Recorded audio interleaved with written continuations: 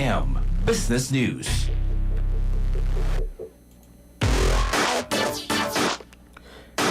Samtang sa tong balitang patigayon kapinsiyam sa matag napulo ka basic goods sa tibok nasod, magpabiling parehas ang presyo karong tuiga. Bisan pa sa pagsaka sa gasto sa produksyon, tungod kay giurong sa mga manufacturer ang pagpatuman og price increase. Maton sa Department of Trade and Industry kon DTI, 186 sa 205 ka mga stock keeping units o mga 91% sa basic necessity o prime commodities ang walay natalang kausaban sa presyo.